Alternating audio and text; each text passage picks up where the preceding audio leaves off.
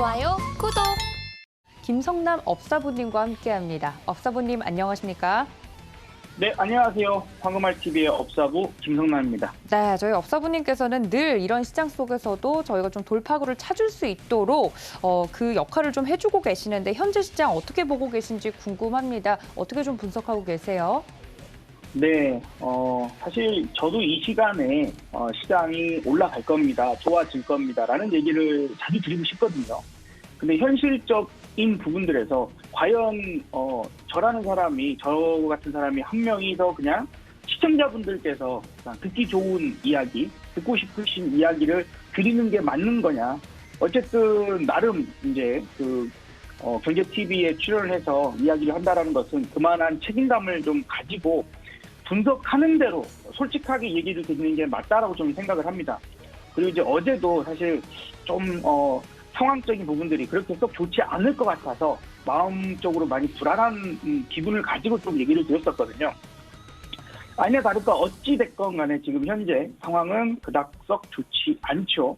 그리고 우리가 이미 지난주부터 여러분들께 이번 주가 선물옵션 동시 만기에다가 그 다음에 우리는 금요일 날부터 시장이에요. 월요일까지 시장이고요. 그러니까 수급이 제대로 된 수급이 들어올 리 없을 가능성이 있는 부분이고 그 다음에 환율이 지금 치솟고 있습니다. 현재 이 순간에도 1383원으로 또 고점을 갱신해서 올라갑니다. 그러니까 이러한 환경적인 부분들이 또한 우리가 시장을 이틀이나 더 한다라는 사실, 이 부분들이 불확실성 다가올 수밖에 없죠. 그 다음에 연준의 베이지북 공개가 앞두고 있고요.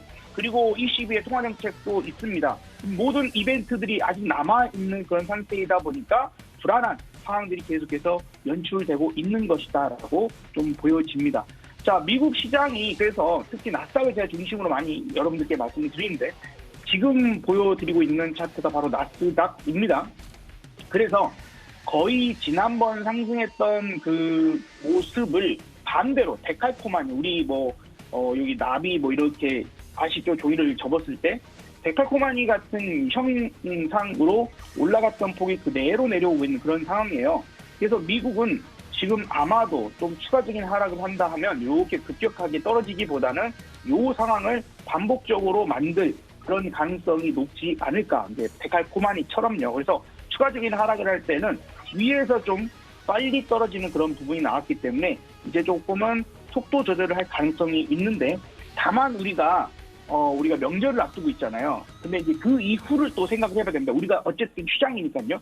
미국이 이제 또 CPI 발표를 하겠죠. 그리고 9월 21일 FOMC가 있습니다.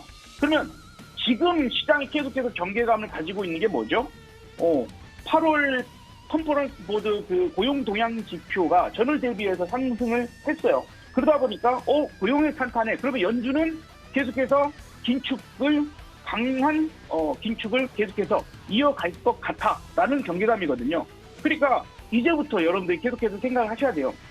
너무도 노이로제처럼 지금 시장에 대한 그런 공포감들이나 물가지수 그다음에 어떤 이런 것들에 대한 연계되어 있는 그런 상황들을 시장은 계속해서 공포감을 가지고 있는 그런 부분들이기 때문에 그것이 해소가 되기 전에는 어려울 거야. 그래서 9월 FOMC 때 과연 50bp 금리 인상이냐 75bp 금리 인상이냐 이 포인트들을 생각했을 때 그 전에 발표가 되는 다음 주에 발표가 되는 미국의 CPI 물가지수 지표가 또 중요한 몫을 하겠죠. 과연 우리가 지난 6월 중순부터 한 달 넘게 올라온 요 상승의 가장 큰 이유는 물가지수가 이제 피크는 찍었다.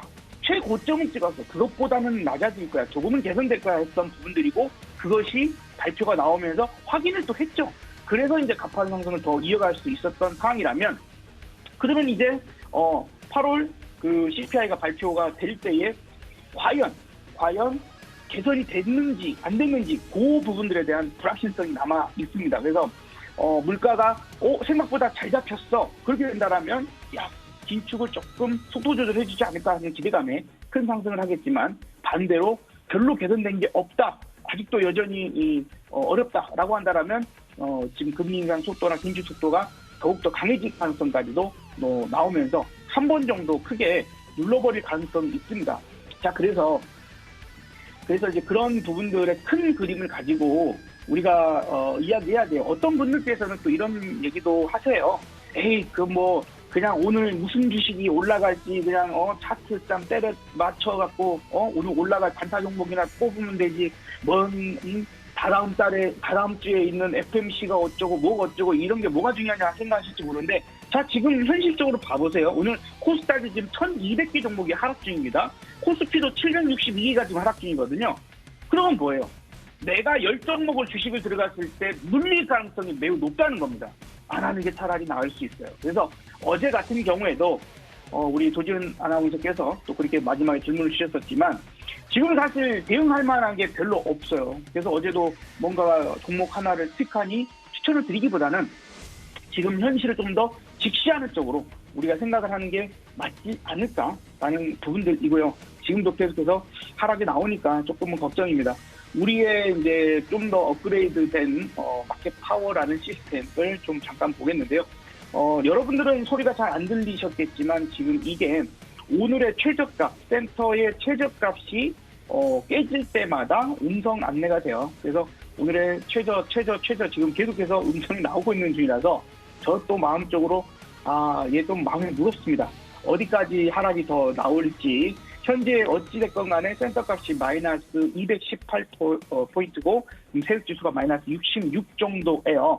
업종별로도 좀 이제 한번 살펴봐 보도록 하겠는데, 보시면은 지금 상승 종목 비율 상위를 보시면 종합이 11%밖에 안 됩니다. 대형주 11%, 중형주 15%, 소형주 12%밖에 안 됩니다. 그러하다 보니까 오늘 뭔가가 제대로 올라가는 게 별로 없구나 하는 게 맞겠죠. 그러니 현재 상황만 딱 놓고 보면 그래도 우리가 또 방송을 끝나고 나면 9시 40분부터 방향이 좀 바뀌는 경향이 종종 있어서 그러면 어떻게 될지 모르겠습니다만 현재 상황만 가져서는 쉽지 않은 부분이다.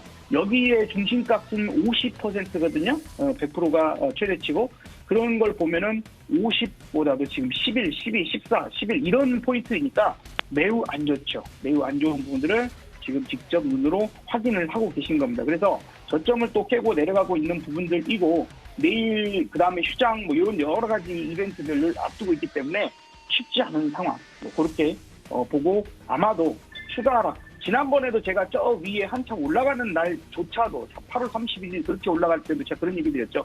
저는 밑으로 1차적은 2,400포인트, 정말 시장이 좀 잔인하다고 생각되면 2,350포인트까지는 열어놓고 보고 싶습니다라고 얘기를 드렸는데 그 상황이 좀 현실돼가고 있는 것 같아서 조금은 씁쓸한 생각도 좀 듭니다. 그래서 지금은 어쨌든 간에 최소한 저의 이야기를 좀 귀 기울여 드렸던 분들이라면 요 위에서부터 올라갈 때 계속해서 현금 확보를 하십시다. 올라가실 때 여기서 반등 할 때도 현금 확보를 좀 하시면 좋겠다는 얘기를 많이 들었는데 조금이나마 그런 부분들이 좀 실천이 되셔서 현금이 조금이라도 갖고 계시면 또 무기가 될 수 있으니까 그 부분도 좀 참고를 하셨으면 좋겠고, 반면에 지금 조금이라도 현금 들고 있는 것들을 오늘 많이 빠졌으니까 또 반등 나오고 어떻게 되겠지라는 생각으로 저점 매수 들어가시기에는 아직은 좀 섣부른 판단이지 않을까 하는 좀 생각이 들어서 이 정도로 시황적인 부분들은 여기까지 말씀드리도록 하겠습니다.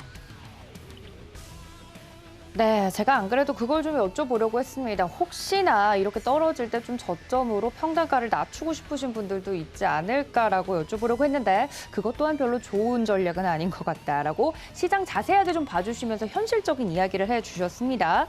자세한 시황 내용까지 여러분들 좀 체크를 해주시면 좋을 것 같고요. 그럼 업사부님 이 종목들에 대해서 좀 중장기적으로 봐도 괜찮은 종목이 있다고 몇 가지 이야기를 해주신 게 있지 않습니까? 그런 종목에 대해서는 지금 하락했을 때 사는 거에 대해서는 어떻게 생각하시나요? 네, 자, 요게 중요합니다. 지금 그런 종목군들도, 그러니까 저도 지금 그걸 기다리는 거예요. 어찌됐건 간에 정말 여러분들 제가 이렇게 얘기하면 시간 지났으니까 얘기하는 거 아니야? 하실지 모르지만 저는 이 방송을 통해서도 여러분들께 6월 23일 그다음에 7월 초 부분들에서 계속해서 여러분들한테 지금은 겁먹을 짤이 아니다. 여기서는 오히려 주식을 늘려도 된다라는 그런 얘기를 많이 드렸었습니다. 그죠? 지나간 방송 다시 돌려보시면은 다 나올 테니까 제가 여기서 거짓말 하겠습니까? 이런 자리를 잡아보자 이거죠.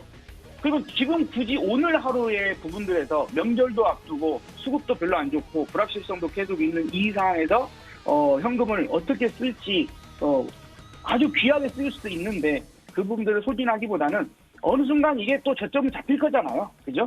꼭 반드시 저점을 잡힐 것이니 그 저점이 나왔을 때 여러분들이 이 방송을 꾸준하게 봐주신다면, 그죠? 계속 서울경제TV 방송 보시면 훌륭한 전문가님들이 요 저점 구간에서 또 좋은 그 매매 포인트를 잡아주시라고 믿어요. 그러니까 그렇게쯤에 매수 포인트를 보시는 게 낫지 않을까. 뭐 지금 미리 사가지고 조금 손실다 그러면 또 지금 구간은 바로 또 손절 구간은 이미 좀 넘은 것 같습니다. 그 부분도 생각하시고 차라리 내가 현금이 너무 없어 라고 한다면 여기서 제가 종종 여러분들께 파생 상품을 한 번씩 공부를 해보실 필요가 있다. 왜? 지금은 아예 하락장이기 때문에 상승을 주식만 갖고는 대응하기가 너무 어려우니까. 그래서 사실 코인 하시는 분들 하지 마세요. 애증하면 코인보다 차라리 국내 파생이 훨씬 낫습니다. 오늘 풋 종목이 벌써 지금 230% 올라가거든요. 오늘 하루만 230% 올라갑니다. 근데 굳이 분석도 안 되는 코인을 매매할 필요가 있을까라는 부분들도 좀 생각을 해보시고 지금이라도 늦지 않은 것 같습니다. 아직도 내년 상반기까지는 그렇게 좋은 시장을 기대하기는 어려울 것 같으니까요. 지금이라도 한번 공부부터 시작을 해보시면 어떨까 조언을 드리고 싶습니다. 좋아요, 구독!